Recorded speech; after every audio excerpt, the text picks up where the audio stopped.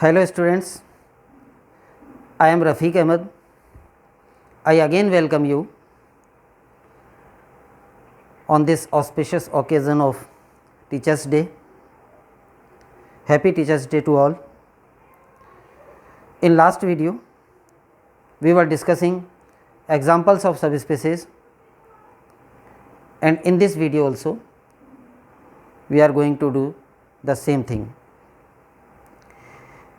अब हम कुछ और एग्जांपल्स लें और एग्जांपल्स में भी हम वेक्टर स्पेस, जो मेन वेक्टर स्पेस है वो वही ले रहे हैं V3 over the field R, और इस वेक्टर स्पेस के कई सबसेट्स को हम डिस्कस करें कि उनमें से कौन से सबस्पेस हैं और कौन से नहीं हैं। और उसके लिए main vector space V3 over R, V3 को आप अच्छी तरह जानते ही हैं।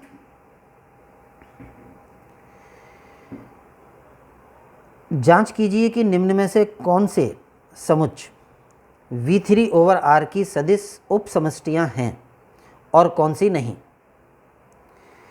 ये 10 सेट्स यहाँ पर डिफाइन कर रखे हैं। हमें यह देखना है कि इनमें से कौन सबस्पेस है और कौन नहीं है। अगर उपसमष्टि नहीं है, सबस्पेस नहीं है, तो उस स्थिति में हमें कारण बताना है कि किस वजह से नहीं है, और अगर सबस्पेस है तो फिर पूरा प्रूव करना है कि ये सबस्पेस है। फर्स्ट सेट हम ले रहे हैं S1। S1 mean vector space, एक बार याद दिला दूं, वही है V3 over the field R। S1 is the set of vectors like a, a, where a belongs to R।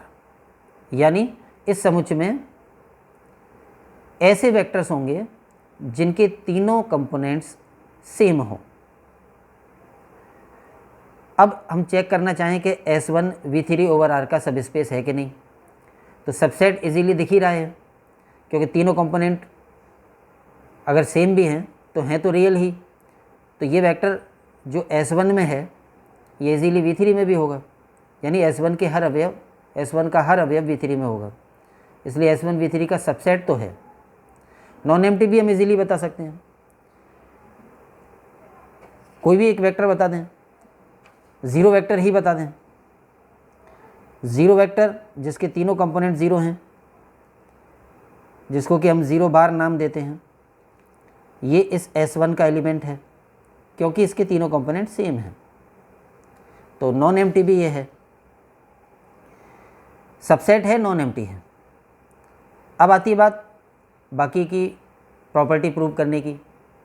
तो दो वेक्टर S1 के लेंगे और दो स्विच स्केलर लेंगे और फिर उनका लीनियर कॉम्बिनेशन बनाएंगे, तो जो लीनियर कॉम्बिनेशन बनेगा क्या वो भी S1 में आ जाएगा? तो ये हम आसानी से सोच सकते हैं कि आ जाएगा। जैसे हमने एक वेक्टर ले लिया a, a S1 का, और दूसरा ले लिया b, b, ये भी S1 का है, क्योंकि अगर S1 के वेक्टर लेने हैं तो तीनों कंपोनेंट समान होने पड़ेंगे। दोनों को एक एक स्केलर से गुणा कर दें, जैसे इसको p से कर दिया, इसको q से कर दिया, और अब ये कॉम्बिनेशन बन गया S के दो वेक्टर्स का।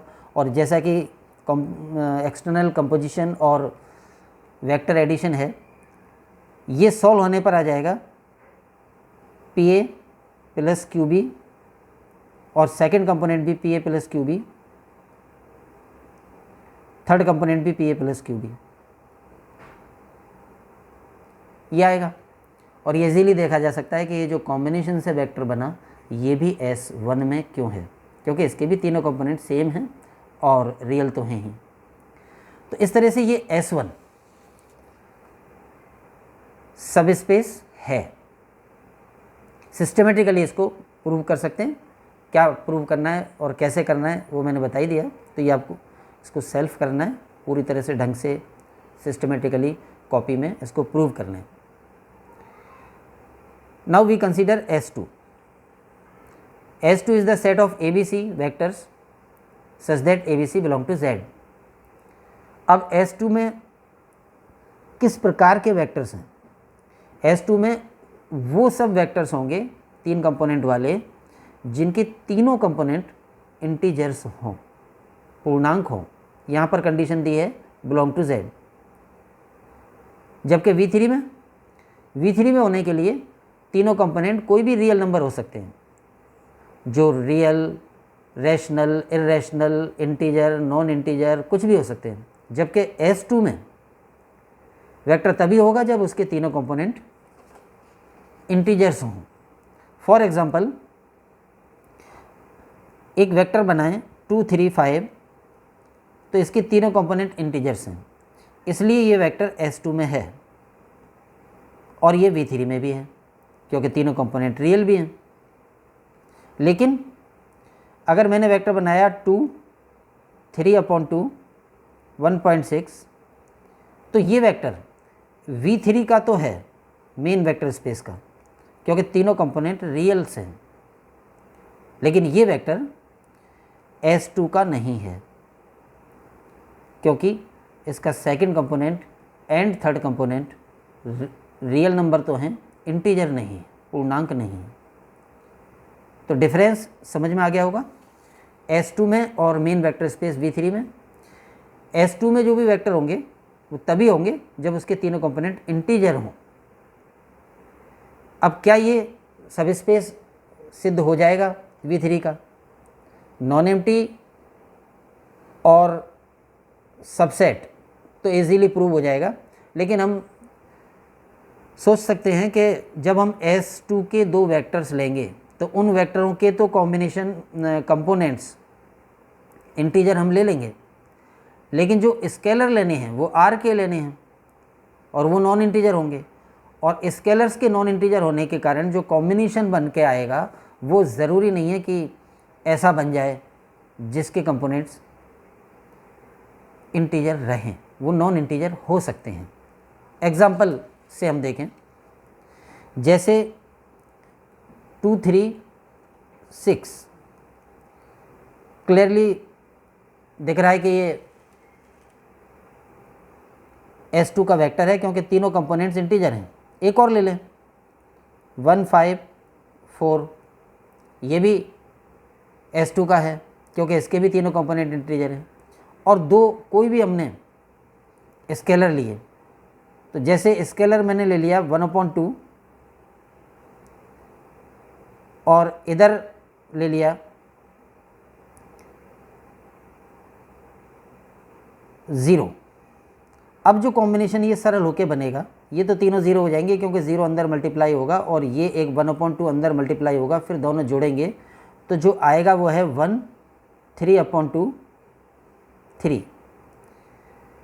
ये S2 में नहीं है क्योंकि इसका एक कंपोनेंट इंटीजर नहीं रहा। तो ये एक एग्जांपल दिया है। इससे दिख रहा है कि S2 के 2 वेक्टर्स लिए जाएं और 2 कोई भी स्केलर लिए जाएं यानी R के अवयव और कॉम्बिनेशन बनाया जाए, तो जो कॉम्बिनेशन बनेगा वो ज़रूरी नहीं है कि S2 में आए। और इससे स्पष्ट है कि S2 इज़ नॉट ए सब स्पेस ऑफ V3। तो ये सब स्पेस नहीं वाला एक एग्जाम्पल है। कॉम्बिनेशन फुल जो कॉम्बिनेशन हम बनाते हैं A alpha plus B beta, उसकी बजाय हम नेगेटिव एग्जाम्पल प्रूव करने के लिए, यानी ये बताने के लिए कि सब स्पेस नहीं है। और भी तरीके हैं, केवल 2 वेक्टर ऐसे ले लें अल्फ़ा और बीटा जो S2 में हों और उनको जोड़ के बता दें कि उनका योग S2 में नहीं आया, तो भी प्रूव हो जाएगा कि S2 सब स्पेस नहीं है। या एक स्केलर और एक वेक्टर लेकर उनको एक्सटर्नल डॉट करके बता दें कि A डॉट अल्फ़ा जो आया वो S2 में नहीं आया, तो भी प्रूव हो जाएगा कि S2 सब स्पेस नहीं है। और ये एक पर्टिकुलर एग्जांपल से ही प्रूव हो जाएगा। यानी अगर हमें ये प्रूव करना होता कि S2 सब स्पेस है, तब तो हमें जनरलाइज प्रूव करना पड़ता कि S2 के कोई से भी 2 वेक्टर ले लो और कोई से भी 2 स्केलर ले लो, तो भी कॉम्बिनेशन S2 में आता है। जबकि ये बताना है कि नहीं है ये सब स्पेस, तो एक उदाहरण ही काफ़ी है। ये 2 वेक्टर हमने लिए S2 के और उनका कॉम्बिनेशन बनाया 2 पर्टिकुलर स्केलर्स लेकर, और एक बार भी अगर ये कॉम्बिनेशन S2 में नहीं आया तो प्रूव हो गया कि S2 सब स्पेस नहीं है। क्योंकि होता तो यहाँ भी आना चाहिए था। तो इस तरह से ये जो सेट था S2, this is not a सब स्पेस ऑफ V3। S3 पर विचार करें, सिमिलर कॉज होगा और S3 भी सब स्पेस नहीं होगा। वहाँ पर कंडीशन थी बिलोंग टू Z और यहाँ कंडीशन है बिलोंग टू Q, यानी S3 में केवल वही वेक्टर होंगे 3 कंपोनेंट वाले जिनके तीनों कंपोनेंट परमेय संख्याएं हो। तो जो S3 के हम वेक्टर लेंगे उनके तो कंपोनेंट परमेय ले लेंगे, लेकिन बाहर से जो स्केलर लेंगे हम R के, और स्केलर जब गुणा होगा और कॉम्बिनेशन बन के जो तैयार होगा वो आवश्यक नहीं होगा कि Q का ही या S3 का ही अवयव आ जाए, क्योंकि उसके कंपोनेंट Q के ही आ जाएं, ये ज़रूरी नहीं होगा। नेगेटिव एग्जांपल के लिए एक छोटा सा एग्जांपल ले लें, जैसे √2 तो ले लिया स्केलर R का अवयव, और एक अल्फ़ा वेक्टर ले लिया हमने जो कि 1 1 0 ले लिया।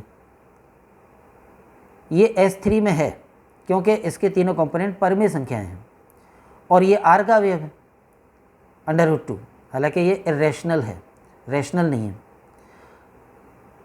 तो अगर हम a √2 एक स्केलर और अल्फ़ा 1 1 0 S3 का एक वेक्टर लें और इन दोनों को डॉट करें, यानी a इंटू अल्फ़ा, तो √2 इससे मल्टीप्लाई होके और ये आएगा √2, √2, 0, and this vector doesn't belong to S3 because first 2 components are not rational.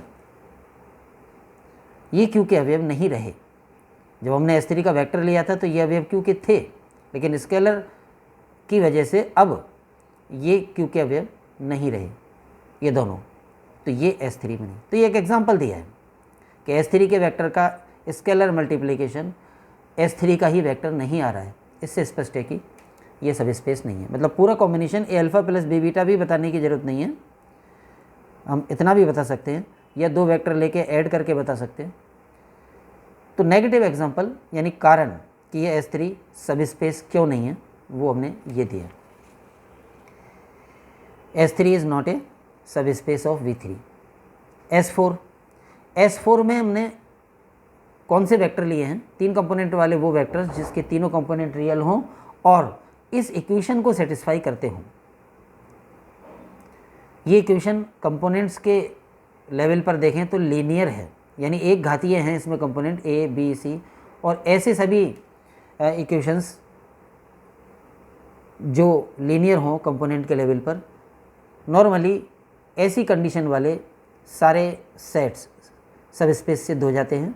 ये भी सब स्पेस सिद्ध हो जाएगा आसानी से। सिस्टमेटिकली आप इसको प्रूव कर लेना। थोड़ा सा मैं इसको समझा देता हूँ कैसे करना है। ये ऑब्वियस दिख ही रहा है कि S is a subset of V3, क्योंकि जो वेक्टर S में हैं S4 में हैं वो V3 में भी होंगे, क्योंकि S4 में जो वेक्टर हैं उस पर ये कंडीशन है कि वो रियल होने चाहिए, और जब ये तीनों कंपोनेंट रियल होंगे तो फिर ये वेक्टर V3 में भी होगा। तो all elements of S4 belong to V3, और इसलिए S4 V3 का सबसेट हो जाएगा। 0 वेक्टर S4 में क्यों होगा? क्योंकि इस वेक्टर के तीनों कंपोनेंट इस इक्वेशन को सेटिस्फाई करते हैं, क्योंकि 0 + 3 × 0 बराबर 0 आ जाएगा। तो S4 is a subset of V3 and S4 is not equal to 5। ये 2 प्रारंभिक बातें प्रूव हो गई। उसके बाद कॉम्बिनेशन वाला गुणधर्म भी इजीली प्रूव कर सकते हैं। 2 वेक्टर S4 के ले लें, स्विच, जैसे मैंने एक ले लिया alpha is equal to A1 B1 C1, S4 का वेक्टर लिया है, तो फिर ये S4 में होने की शर्त संतुष्ट करेगा। और S4 में होने की शर्त यह है कि first component plus 3 × second component बराबर थर्ड कंपोनेंट, यानी अगर ये S4 में माना है तो A1 + 3B1 बराबर C1 होगा। एक इक्वेशन ही तैयार हो जाएगी, और ये तीनों रियल तो होंगे ही। एक और vector beta A2, B2, C2, ये S4 का ले लिया, तो ये तीनों कंपोनेंट भी रियल होंगे और ये तीनों कंपोनेंट भी उस इक्वेशन को सेटिस्फाई करेंगे, यानी A2 plus 3B2 plus is equal to C2। तो ये दो इक्वेशंस हमें इस आधार पर मिल जाएंगी कि ये अल्फ़ा और बीटा हमने S4 के माने हैं। और दो स्वेच्छ स्केलर ले लें A और B बिलोंग टू R और कॉम्बिनेशन बना लें A alpha plus B beta. ये कॉम्बिनेशन बन के जब तैयार होगा तो इतना आएगा A1 plus BA2, second component आएगा AB1 plus BB2, third component आएगा AC1 प्लस BC2, और चाहें तो इसको नया नाम दे दें, जैसे इनको हमने नाम दे दिया A3 B3 C3। अब ये बात प्रूव करनी कि ये भी S4 में है, तो हमें प्रूव करना होगा कि इसके तीनों कंपोनेंट रियल हैं। वो तो इजीली प्रूव हो ही जाएगा क्योंकि रियल नंबर से बन रहा है। मेन कि ये जो तीन कंपोनेंट है वो भी उस इक्वेशन को सेटिस्फाई करते हैं, और उसके लिए हमें प्रूव करना पड़ेगा कि A3 प्लस 3B3 बराबर C3 आ जाए। और ये कैसे आएगा? A3 और B3 की वैल्यूज़ रख देंगे, A3 का ये मान और B3 का ये मान, और इक्वेशन को सरल करेंगे और इन दो का उपयोग करेंगे तो फाइनली ये C3 आ जाएगा। तो प्रूव हो जाएगा कि ये जो A alpha plus B beta यानी लीनियर कॉम्बिनेशन जो प्राप्त हुआ ये भी S4 का अवयव है। तो ये जो S4 यहाँ डिफाइन किया गया है ये सब स्पेस है। S5 को लें। S5 में तीन कंपोनेंट वाले वो वेक्टर्स लिए गए हैं जिनके तीनों कंपोनेंट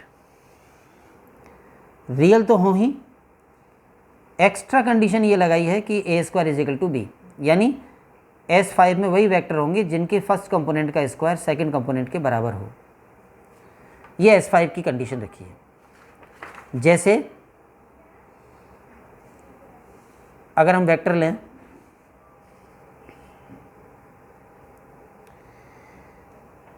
2 4 9, तो ये S5 का एलिमेंट है क्योंकि फर्स्ट का स्क्वायर सेकंड के बराबर है। हम कहें कि 6 7 3/2, ये S5 का नहीं है क्योंकि यहाँ फर्स्ट कंपोनेंट का स्क्वायर सेकंड कंपोनेंट के बराबर नहीं है। तो S5 में क्या पर्टिकुलर कंडीशन रखी है, वो ये है कि फर्स्ट कंपोनेंट का स्क्वायर सेकंड कंपोनेंट के बराबर होना चाहिए। वही वेक्टर S4 में होंगे, S5 में होंगे। ये सब स्पेस सिद्ध नहीं हो पाएगा, और उसके लिए हम एक छोटा सा एग्जांपल ही देके बता दें। जैसे ये वेक्टर S5 का है 2 4 9,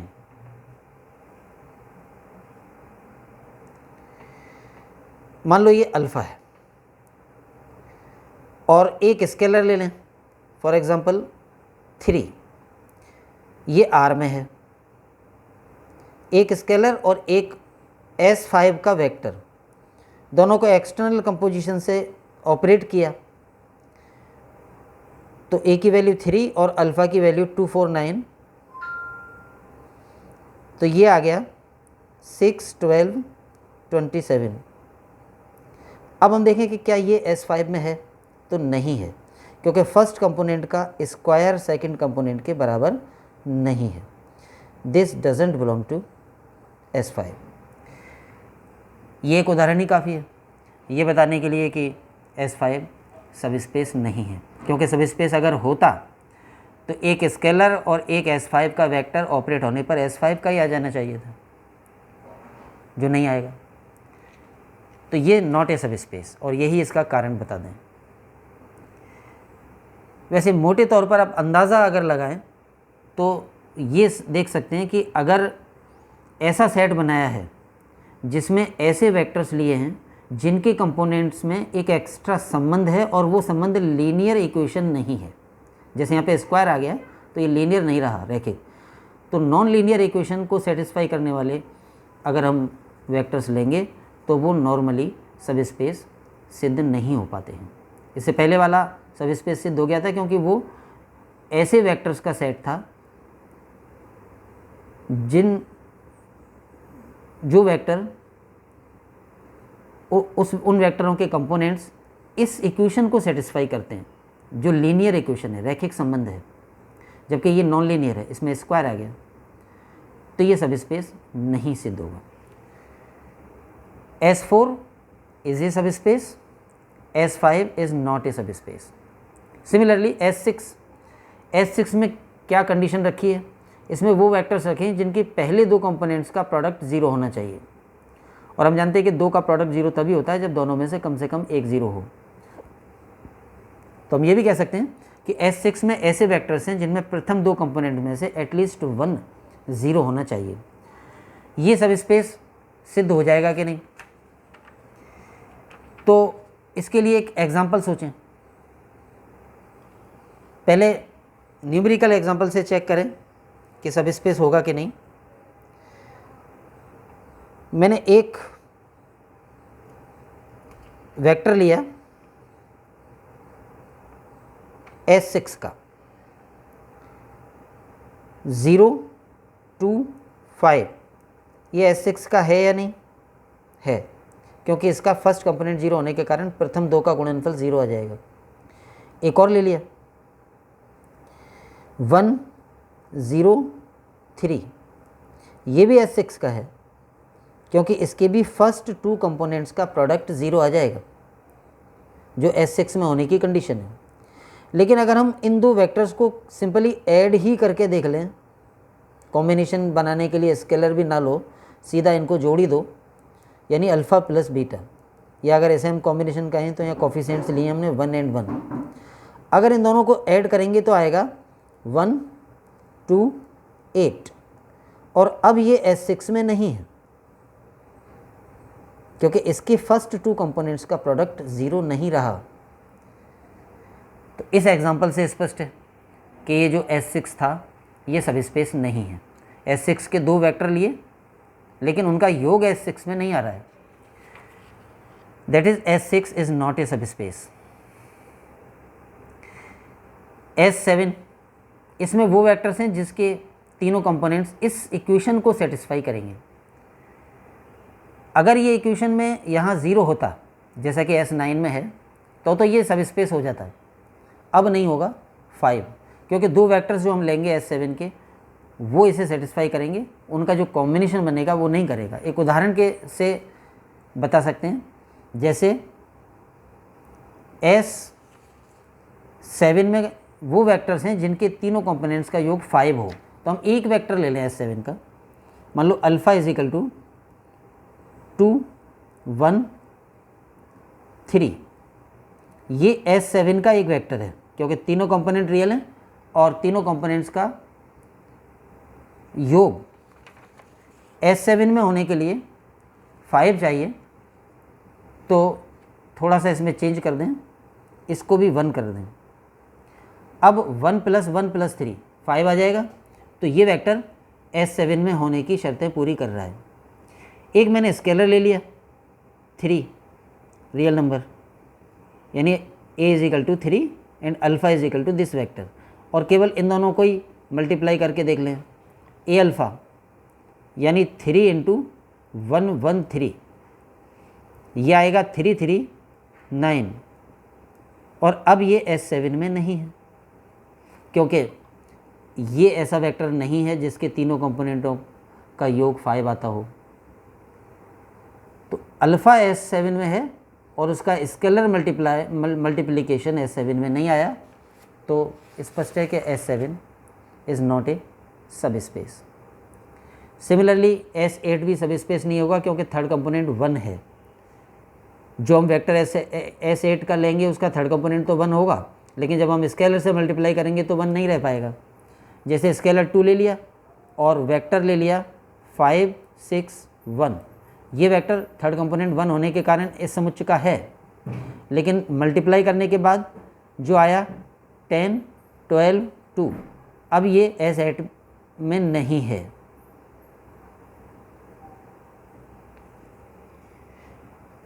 तो